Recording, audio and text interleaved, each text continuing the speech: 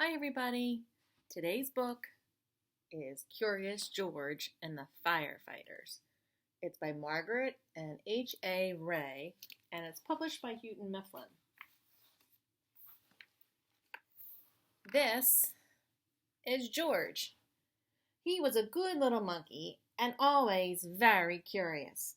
Today, George and his friend, the man with the yellow hat, joined Mrs. Gray and her class on their field trip to the fire station. The fire chief was waiting for them right next to a big red fire truck. "Welcome," he said, and he led everyone upstairs to begin their tour. There was a kitchen with a big table, and there were snacks for everyone. The fire chief told them all about being a firefighter.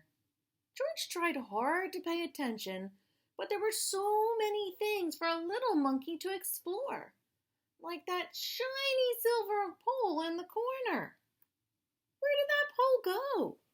George was curious. Why, it went back downstairs. There was the great big fire truck.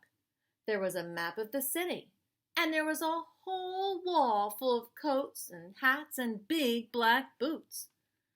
George had an idea. First, he stepped into a pair of boots. Next, he picked out a helmet. And finally, George put on a jacket. He was a firefighter. Suddenly, ring!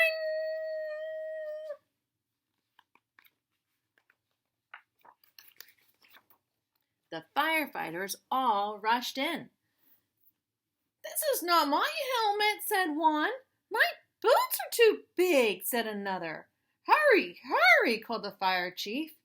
A bright red light on the map of the city told him just where the fire was. There was no time to waste. And so did George. One by one, the firefighters jumped into the fire truck. And so did George. So I knew I missed something because it didn't make sense for a second. But George jumped on just like the firefighters. The fire truck with all the firefighters sped out of the firehouse. And so did George. The sirens screamed and the lights flashed. The truck turned right, then it turned left. Woo, woo, woo! Can you help me? Woo, woo, woo! Went the whistle, and George held on tight. And just like that, the fire truck and all the firefighters pulled up to a pizza parlor on Main Street. Smoke was coming out of a window in the back, and a crowd was gathering in the street. "Thank goodness you're here!" cried the cook. The firefighters rushed off the truck and started unwinding their hoses. They knew just what to do, and George was ready to help. He climbed up on the hose reel. You see him? That's right, he's right there. One of the firefighters saw George trying to help, and he took George by the arm and led him out of the way. "A fire is no place for a monkey," he said to George. "You stay here where it's safe." George felt terrible. George sat on the bench and looked around.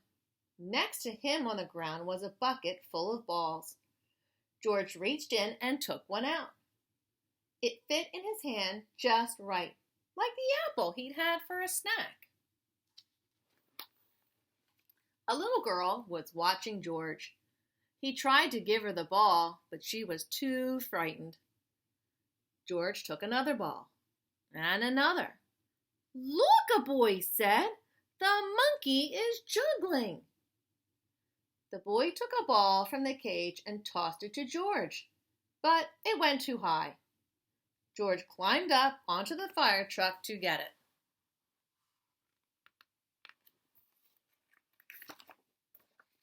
Now, George had 4 balls to juggle. He threw the balls higher and higher. He juggled with his hands. He juggled with his feet. He could do all kinds of tricks. The boy threw another ball to George. George threw a ball back to the boy. The little girl reached out and picked up a ball too. Soon, all the children were throwing and catching back and forth.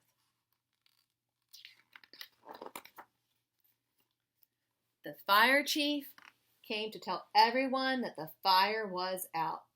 Just then, the little girl laughed and said, "Look, Mommy, a fire monkey."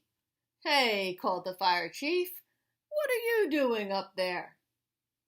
"What a wonderful idea," the little girl's mother said to the fire chief, "bringing this brave little monkey to help children when they're frightened."